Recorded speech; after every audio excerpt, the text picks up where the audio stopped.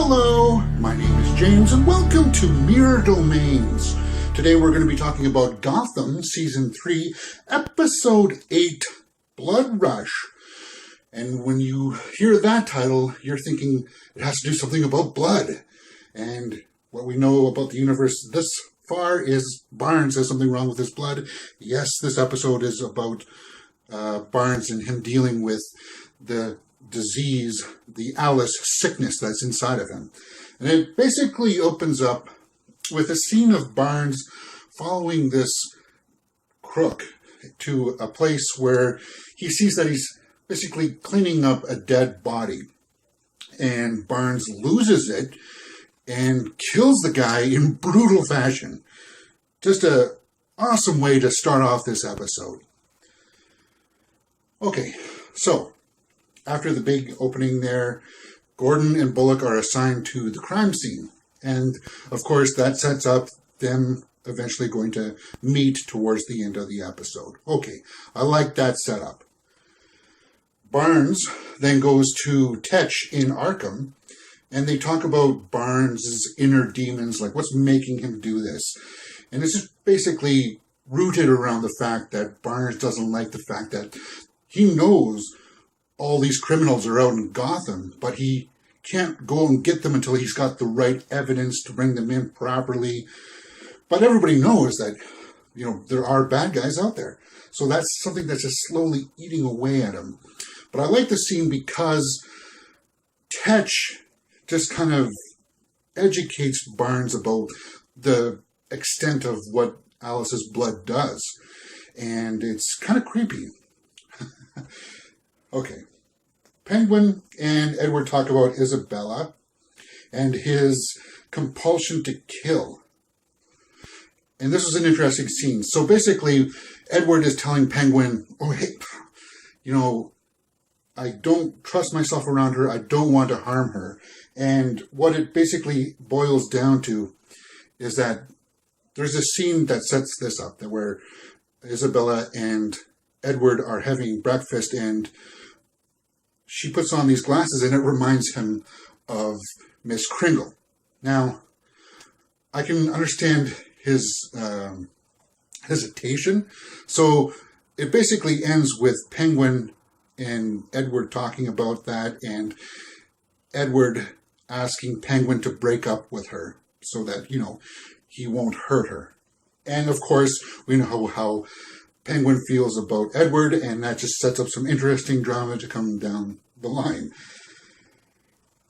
Okay, Barnes unleashes unholy hell on Toad's men. Okay, so basically, there's this bad guy out there who hires this guy named Toad to dispose of the bodies, and Toad uses other men to actually do the actual physical work. So that's how it links up. And once Barnes goes into this bar to talk to this guy Toad, he roughs him up and he starts flying off the handle and threatens to cut this guy's face. And it's revealed that, okay, this guy is actually working for a guy named Simon, who is a plastic surgeon. It was a very interesting scene because we can see that Barnes is really, really coming off the hinges. Penguin arrives to speak with Isabella and deliver the bad news. Isabella calls out Penguin's love to Edward. Yeah, that was interesting. Okay, that was interesting because basically, Edward asked Penguin to go soft on her, let her off gently. But he just comes in and says, guess what? It's over. And she sees right through him and says, well, you know what? I can see why you've been coming to me and saying this because you love him too. It's just like, she's smart. There's something going on with Isabella's character. I'm not sure what they're doing, but it's almost like she's really, really trying hard to stay with Edward. But I like that interaction between her and Penguin. Okay. Barnes arrives to arrest Simon, the face stealer, and we see these faces cut off in jars. Pretty gruesome stuff. Barnes brings in the plastic surgeon while Gordon and Bullock are talking about Lee's engagement party, which I guess is supposed to be the big culmination scene for this episode. And we can see that Barnes didn't fly off the handle and he didn't hurt Simon. So we can still see that he has some control over this blood that's in him. And then we go to the engagement party. And we see that it's crashed by Barbara. Barbara comes in and talks about how, Lee still sort of probably loves Gordon, and she tries to tell him, no, it's not true. It was just kind of a throwaway scene with Barbara, but hey, I'll never have enough Barbara. Simon gets released from higher ties because he is, up there in the criminal organization. Gordon and Bullock learn of this through the toxicology report that he had done with Lucius Fox. Okay, this was an interesting scene. Barnes and Falcone speak at the party. And basically Falcone is almost egging him on, saying, yeah, I'm a bad guy, but you can't do anything about it because there's no proof or evidence. And you could just see that eat away at Barnes. He was just like, because we've seen the previous scenes with him just unleashing his fury. And then he sees Simon, because Simon was released from police custody, and he sees him, and he's just like, okay. Moving along. Penguin comes to speak to Isabella about the situation, about breaking up and such, and Isabella has now dressed up like Miss Kringle. She comes out of the bathroom and you're like, uh-oh. And it startles Edward. He tries to bail. But then she kind of helps him through. He says, okay, I know you're afraid. Just try to deal with it. I know you won't hurt me. And she grabs his hand and puts it around her throat. And it's basically like giving him a second chance to right his wrongs. And it interestingly turns into a kinky situation where I guess they go ahead and, proceed on with their relationship. Kinky, very kinky. Okay, back to the engagement party. Mario confronts Gordon about his choice with Tetch and how he thought that he was trying to save Lee because he believes that Gordon still has feelings for her. And Gordon says, no, it's not the case, and you should just drop this and stop being jealous and everything. And it's just two men having it out, trying to set where they are and such. And then Mario hits him. Like, he hits Gordon, and Gordon, I'm sure he wanted to fight back, but he's just like, okay, I'll give you that one. I'll give you that one for Lee, because I'm sure he doesn't want to create a hoopla at the party. Barnes meets Simon in the washroom, and basically Simon is just being so arrogant and cocky about the situation. Barnes begins to lose it, and he grabs him by the throat and picks him up off the ground, and he's like, I am the judge, or something like that, like the was it judge, jury, and executioner, and he just pushes him through the wall. And that was an intense scene because he roughs him up. He throws him around in the bathroom a lot.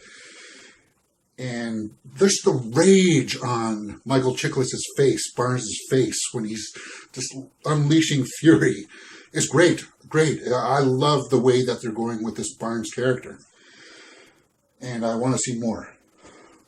And when it's all said and done, after coming out of the washroom, Barnes is looking around at all the people, and he's just hearing these voices in his head from the blood. And you just hear, guilty, guilty. And he sees all these people, and he sees them in a different light. He sees normal people, and then like a scene out of the movie They Live, he sees people who are guilty, he believes are guilty, and they're all kind of weird looking. That was weird. That was really weird. Okay. The final scene of the episode basically is of Barnes and Gordon talking about how Barnes is going to really change Gotham. And Gordon goes downstairs to start looking for Simon, and he sees Simon has fallen down onto the ground onto this car, and he's just like on his last breaths. And Gordon comes up to him and says, "Well, who did this to you? Who did this to you? Who did this to you?" And Simon manages to whisper to him, "Barnes." And that's it. That's the episode. It just goes Gotham. Okay, so it's setting up the eventual face-off of Barnes and Gordon, which is okay. But as an episode in itself, I actually really liked the build-up of Barnes. I like what they're doing. It's taking its time to mature his character to a level where we are going to be comfortable with, hopefully, is going to be a very big payoff between him and Gordon, or some bad guy.